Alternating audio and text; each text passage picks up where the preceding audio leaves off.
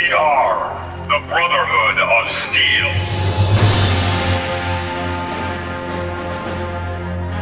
Did you see the size of that airship? The Brotherhood's here to start a war. Weapons, pots. Back in Capital Wasteland, the Brotherhood was a force to be reckoned with. But them, plus a giant airship. Yeah, have you ever seen anything like that? They must have an entire army on that thing. Deep into that darkness peered. Long stood there, wondering, fearing.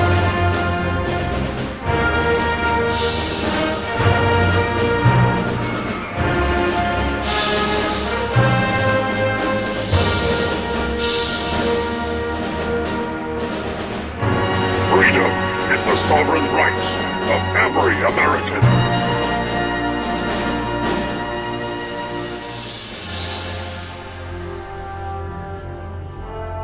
The saviors of the wasteland, the unified Brotherhood of Steel, operating under the command of Elder Arthur Maxon, last of his line and direct descendant of the Order's legendary founder. The Brotherhood as we come to know them is an extension of this great man and his indomitable will, a will that drives his crusade to cleanse the world of corruption, cleanse the world of synths. In the year 2254, a detachment of the Brotherhood of Steel was dispatched from Lost Hills, the Brotherhood's headquarters in Southern California. This detachment had a single goal: to scour the East Coast, its cities, military departments, and bases, in order to recover any and all advanced technologies, and keep them out of the hands of wastelanders. Operating under the command of Paladin Owen Lyons, the detachment embarked on a lengthy expedition, finally arriving on the East Coast a year later, in the bombed-out ruins of DC, now known as the Capital Wasteland. Shortly after arriving, they established themselves in the ruins of the pre-war Pentagon, utilizing its central location and infrastructure to their utmost advantage. The ruins of the pre-war always carry with them the untold tales of its predecessors, and deep within the Pentagon, amongst the many sublevels, lied a top secret, 2 centuries past. There in that iron casket, dreamt the sleeping giant, sweet dreams of liberty, freedom, and justice for all. Upon the discovery of the Liberty Prime combat system, the directive of Lyons' detachment had changed. Lost Hills now required that Lyons make the Capital Wasteland his home, and continue the search for further advanced technologies, all the while keeping guard over the Iron Giant. Over the years, Lyons began to stray away from the Brotherhood's original mission of tech recovery, opting to conduct war on the new super-mutant threat plaguing the Capital Wasteland. This, accompanied with the reappropriation of resources to humanitarian efforts for the people of the Wastes, practically ceased all progress on the collection of advanced technologies. Lost Hills quickly became frustrated with Lyons and his refusal to follow orders, eventually denouncing the entire chapter and cutting off all support. Losing the aid and reinforcements from Lost Hills had dealt a massive blow to the chapter, and if that wasn't enough, a civil revolt amongst the ranks would see the chapter lose a significant amount of their members, with those in favor of retaining the Brotherhood's original purpose, seceding from the main force and adopting the term outcasts. An insult once hurled at them by their disgruntled brothers, now a badge of honor. In 2277, Lyons' Brotherhood, with the help of a lone wanderer, would divert their attention from the mutant threat plaguing the wasteland, to wage war against the newly surfaced enclave in the wastes of DC. Weakened by their long war of attrition against the super mutants, the Brotherhood would rely heavily on the newly awakened Liberty Prime, who, with little effort, would deal a crushing blow to the Enclave forces in the battle for Project Purity. Continually outgunned and outmanned, the Brotherhood was successful in routing the Enclave on several occasions. That is, until the Enclave destroyed Liberty Prime with an orbital strike during a Brotherhood assault on one of the Enclave's satellite arrays. In a last-ditch effort to defeat the Enclave before they were eradicated, the Brotherhood would regroup and launch an all-out assault on Adams Air Force Base, the new home of the Enclave after the mysterious destruction of their previous headquarters at Raven Rock in the wastes of DC. However, this was merely meant to act as a distraction. The primary objective involved a lone wanderer slipping into the base during the chaos and destroying it from the inside out. The mission was ultimately successful, and with this victory over the Enclave, a new dawn emerged. With the Enclave War coming to a close and the influx in revolutionary tech recovered from Adams Air Force Base, the Brotherhood of Steel would make great strides in military advancement over the coming years, including the construction of a mobile airship known as the Prevail. However, shortly after this victory, the untimely demise of Elder Lyons and his daughter Sarah would throw the Brotherhood into turmoil. The now leaderless chapter would descend into chaos. Many new leaders were elected, but unfortunately all proved to be ineffectual and were promptly removed from the position. This was until the young teen Arthur Maxson rose to leadership in 2282. Master tactician, diplomat, and fresh off his victory against Shepard, the new war boss of the DC super mutants, Maxson was granted the title of Elder, which was approved by the West Coast Brotherhood of Steel, who had been observing the chapter this whole time. Maxson cemented his title after successfully reuniting the outcasts back into the fold, merging the Lions Doctrine with that of the old Brotherhood doctrine since before the migration east. With this new tenet established, a full-strength chapter, and a massive surge in military technology, the Capital Wasteland chapter of the Brotherhood of Steel cements itself as the region's dominant superpower, and Maxson, spurred on by ideology, set his sights on a new target. Over the years, whispers made their way to the ears of the Brotherhood. Rumors of advanced machines that look like humans, act like humans, but aren't human. Corpses found with strange mechanical components in them. People who mysteriously disappear, only to reappear not quite right. Elder Maxson was not blind to this phenomenon, and ordered several scouting parties into the enigmatic Commonwealth to gather intel on these rumors, only for the reports returned to fill him with horror. The rumors were true. A mysterious organization known only as the Institute had been creating humanoid machines, replacing people, and wreaking havoc on the wasteland. Upon this discovery, Maxson orders his army to board the newly constructed Prydwen and departs for the Commonwealth, determined to cure the land of this plague or die trying. This is why the Brotherhood of Steel always wins. Now, dear legionaries, welcome to the Wasteland.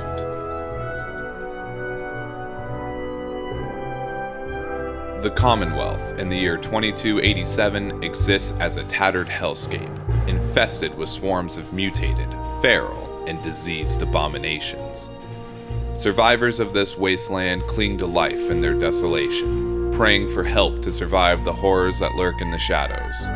The pack of feral ghouls down the road, the encroaching super mutant cannibals, maniacal raiders, and bloodbug swarms are just a few of the horrors that haunt these lands.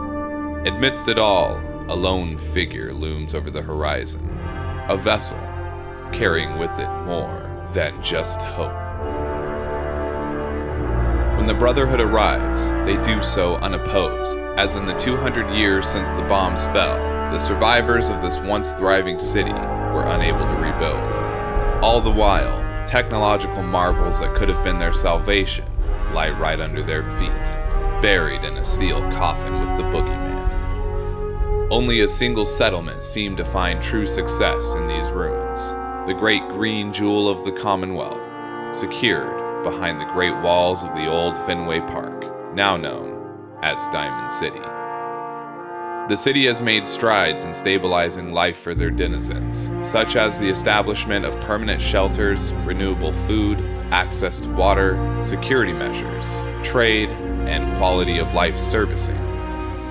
To add to this, they have also established a basic political system, living under the policies of an elected official, in this case, a mayor, And while Diamond City is a great start to what could turn into a Commonwealth conquering force, they lack the proper motivation to bring any sense of stability to the region. A sentiment that would echo in more ways than one throughout the reclamation of the Commonwealth. While the Brotherhood is partially here to stabilize the Commonwealth by eradicating the horrors that reside within it, such as supermutants and ghouls, their primary objective is the elimination of a specific entity, one that has plagued the hearts and minds of the Commonwealth citizens for decades, striking fear, uncertainty, and paranoia at the sheer mention of their name. During their most recent reconnaissance mission into the Commonwealth, Brotherhood scouts had reported back a strange signal, believed to be coming from the infamous Institute.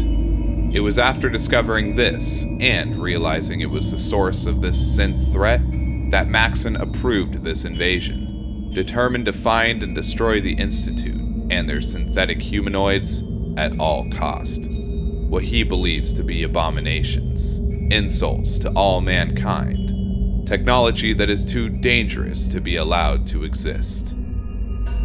Of all the organizations of the Commonwealth wasteland, only 2 factions attempt to oppose the Brotherhood, each for their own reasons.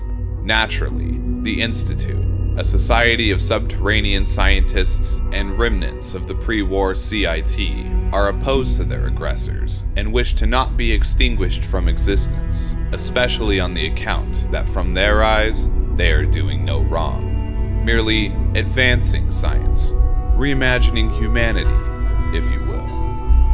With the arrival of the Brotherhood, the Institute now finds themselves at a war on 2 fronts, as they were previously engaged with the other of these factions, the Railroad.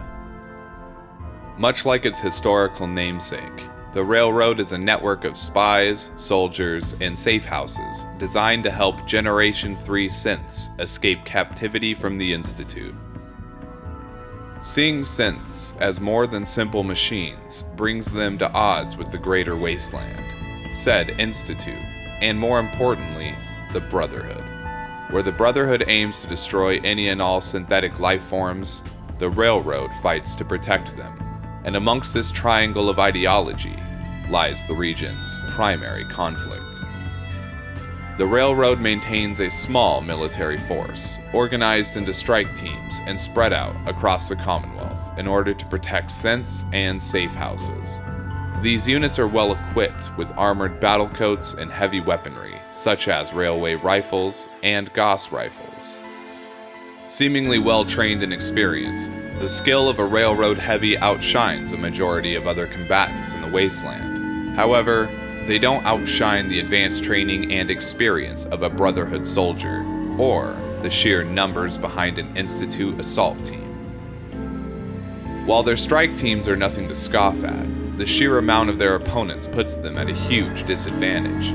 The Railroad cannot support a long and drawn-out conflict, as their numbers of combatants are already low due to the ongoing assaults from the Institute. On top of this, the recruitment suffers heavily from their secrecy, not to mention their ideology. An ideology that is not supported by the wider wasteland around them, as most wastelanders despise synths and those who help them. Even prior to the Brotherhood's arrival, the Railroad had suffered heavily from poor leadership and continues to lose in their conflicts against the Institute, recently surrendering their headquarters at the Switchboard after an Institute assault. In stark contrast to the Railroad, the Institute has proven to be a rightful force to be reckoned with. They maintain the general technological edge over both the Railroad and the Brotherhood, with their Generation 1 synths containing technology so advanced that it intimidated the Brotherhood scribe who was researching it. To top this, the Institute has the means to mass-produce synthetic foot soldiers, as well as advanced weapons and armor to equip them with, giving them a numbers advantage for large-scale assaults. In addition to this, the Institute utilizes the technology to teleport this army anywhere in the Commonwealth at a moment's notice. In combat, The Institute deploys assault teams made up of Generation 1 and 2 synthetics, with the majority of these teams being comprised of Generation 1 synths, led by a Generation 2, who is typically better equipped with an upgraded laser rifle and the Institute's own brand of synth armor. Both Generation 1 and 2 synthetics are tough to take down in combat and won't retreat even after having limbs blown clean off. While this is of great advantage against the meagerly armed and undertrained forces of the Commonwealth, the simplistic AI and combat programming of the Gen 1 and 2 synthetics is not enough to keep up with the advanced combat training and experience of their largest enemy, the Brotherhood of Steel. The Institute will sometimes deploy a Generation 3 synth of a unique variety to aid in combat. These synths are known as coursers, and are exceptional in skill, even amongst other Generation 3 synths. Coursers are quicker, stronger, and smarter than humans, and extremely well trained, with a single courser having been witnessed eliminating an entire building of heavily armed gunners. While a courser could likely take out a Brotherhood patrol single-handedly, their low numbers and the time it would take to replenish their ranks makes them too valuable to be put on the front lines against such a powerful foe. Due to this, coursers tend to be reserved for missions related to assassination of key figures, or retrieval of something the Institute deems necessary from the clutches of the wasteland. The Railroad has the training, the Institute has the numbers and technology, but the Brotherhood of Steel has all three in spades. Not only this, the Brotherhood has several other strategic advantages that neither faction can boast, with one notable advantage being air power. After their war with the Enclave, the Brotherhood recovered swaths of functioning vertibirds, and likely their means of production, from the wreckage of the various bases throughout the capital wasteland. These aircrafts provided the Brotherhood a means of deploying and retrieving troops to and from anywhere in the Commonwealth in a matter of minutes. Boasting an armored hull, advanced maneuverability, dual forward-facing machine guns, and a minigun on their side door, vertibirds are not only able to ferry entire squads in and out of dangerous areas, but are also able to eliminate hostiles with brutal efficiency, quickly clearing landing zones and providing air support to their troops on the ground. The Brotherhood's location at the old Boston airport, in conjunction with their air power, provides a further advantage for long-term occupation, with their main ship, the Prydwen, coming equipped with all the essentials for an invading army. Essentials like a command center, vertibird docking and refueling station, air traffic control room, armory, medical bay, power armor bay, research station, crew quarters, mess hall, recreation area, and even a storage bay. In addition to this, the Prydwen is heavily armored, providing it protection from the myriad of stray bullets and explosives that litter the Commonwealth. The armored hull being sturdy enough that anything short of artillery fire will leave the Prydwen unscathed. In addition to this, their proximity to downtown Boston provides the Brotherhood a short route to recovering technology, technical documents, salvage, and supplies from the mutant-infested and largely unscavenged district, as well as the ability to reach anywhere in the Commonwealth from a relatively central location. Furthermore, their use of vertibirds would allow them to safely transport large loads of supplies, such as food from the various farming settlements that dot the countryside, if the farmers lend them their aid, that is. Not to mention, the Brotherhood's proximity to and immediate acquisition of Fort Strong allows it instant access to devastating artillery ammunition, an asset only matched by the Minutemen. But unlike the Minutemen, the Brotherhood is equipped with top-of-the-line arms and armor, with the average Knight-issued state-of-the-art T-60 power armor and energy weaponry. Their power armor provides Brotherhood soldiers with extreme protection from the elements, boasting a level of radiation resistance high enough to make the overwhelming radiation levels in the glowing sea inconsequential. To top this, their armor boasts the best possible protection from most types of weaponry, including firearms, melee weapons, unarmed weapons, and even weaker energy-based weapons such as the Institute's laser pistols and rifles. Power armor is so durable, in fact, that even its weaker variants are enough to repel continuous brutal attacks from mutants, rad scorpions, and even deathclaws. Power armor can also be outfitted with several enhancements, from increasing its durability to increasing the user's ability to mark and hit their targets, electrocuting enemies with Tesla coils, and even adding a flight capability via jetpacks. Add in the ability to survive falls from any height unscathed and the occasional mini-nuclear explosion, and a single Brotherhood Knight turns into a truly immovable object. In turn, the Brotherhood combines this superhuman defensive capability with the superior offensive firepower to turn their immovable object into an unstoppable force. The standard issue AER-9 laser rifle used by most knights and other foot soldiers is powerful enough to disintegrate their enemies, reducing them to mere piles of ash.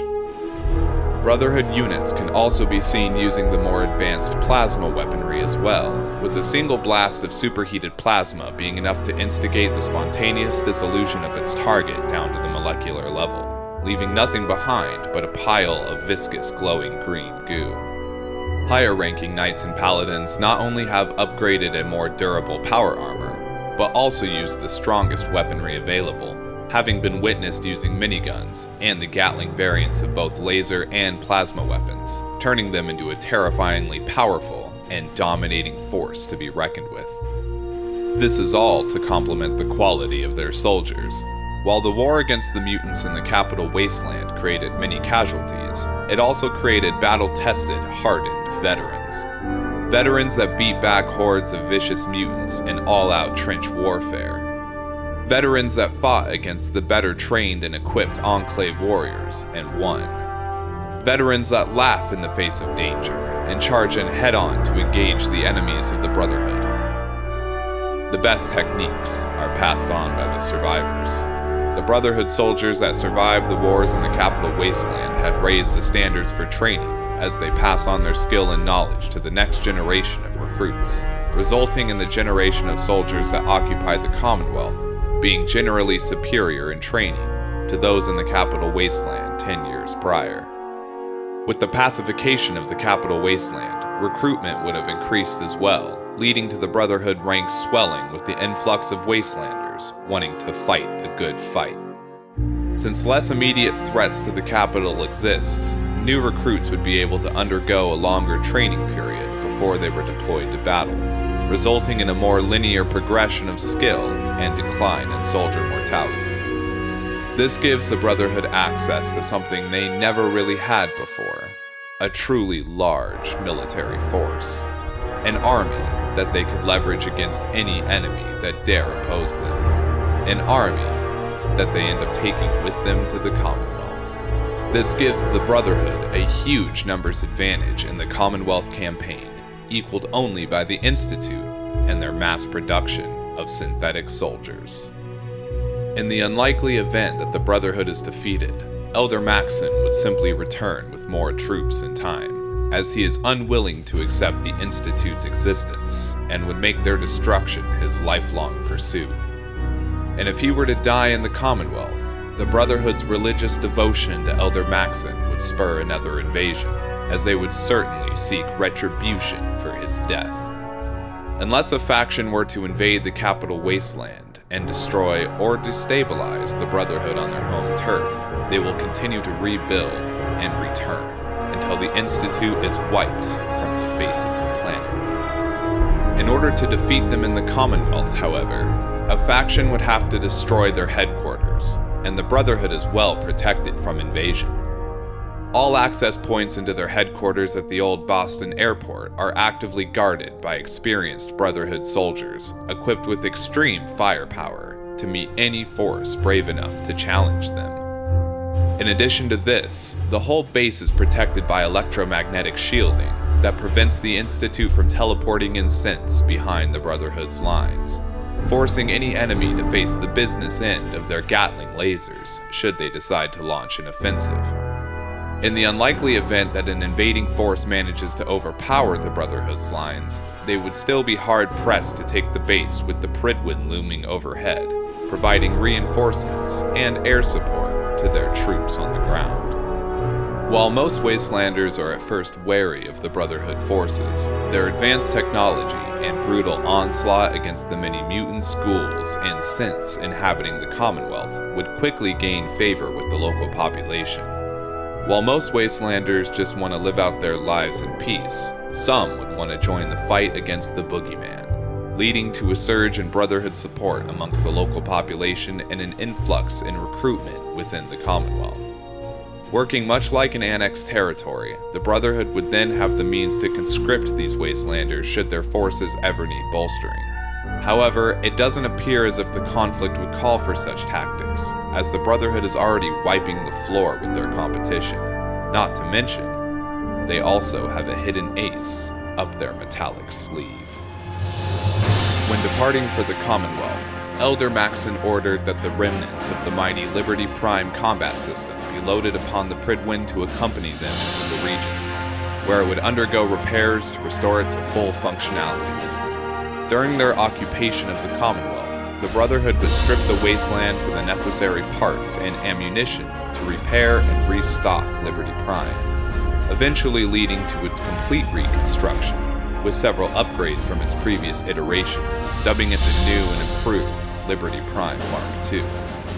With the reconstruction effort underway, several problems with Liberty Prime were addressed and corrected. Prime's power system was completely obliterated by the orbital strike that had been his undoing, prompting the Brotherhood to develop a new power system for the Iron Giant. By developing a new and improved power system, problems with his CPU had been rectified, as the previous power system utilized by the robot had been so complex that it caused his CPU to blow whenever Brotherhood scribes fed it power. Furthermore, improper salvaging of Prime's memory core, which already had issues due to its lack of inertial dampeners and a titanium shock casing, had caused it to become corrupted. This doesn't stay a problem for long, however. Enlisting the aid of a professional in robotics, the Brotherhood is able to restore the memory core back to functionality. Just in time, too. With the internal functions of Liberty Prime restored, the Brotherhood focused its efforts on the external functions. Not only did the orbital strike obliterate Prime's power system, but also dealt a crippling blow to the robot's limbs, necessitating a complete rebuild of its joints. Luckily, the Brotherhood was able to reconstruct these parts out of electromagnetic actuators. These high-powered magnets allowed the robot increased maneuverability and a subtle increase in marching speed. Once repaired and restocked with modified nuclear bombs from the nearby Sentinel Site Prescott in the glowing sea, all Prime required was reactivation of his fusion reactor, a task which the Brotherhood was able to pull off with ease after recovering an experimental beryllium agitator from mass fusion. With Liberty Prime restored to full functionality, any force opposing the Brotherhood no longer stands a chance. This gargantuan commie-blasting automaton, having single-handedly annihilated the superiorly trained and equipped Enclave forces on several occasions, completely turning the tide of a war that would have otherwise ended in a single offensive in favor of the Enclave. Once activated on the tarmac of the Brotherhood's base at Boston Airport, Liberty Prime proceeds on a destructive path to the old CIT ruins, heavily opposed, but far from challenged.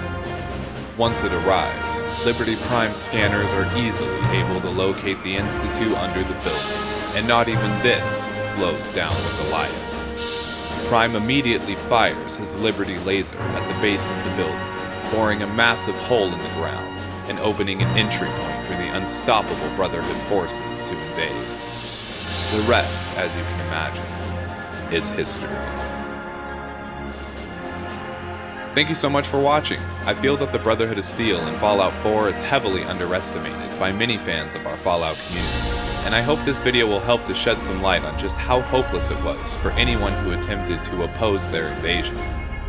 If you enjoyed this video, please give it a like, share with your friends, and subscribe to the channel so you can be part of our wonderful community here. Lastly, if you want to support the channel further, leave me a super chat or pick up a unique piece of merchandise from the TheNeoCypher store. You can also share pictures of you and your new merch with me on Instagram. I would love to see them. Links to both will be in the description below. Thank you again for watching, and until we meet next, Wale Amicus.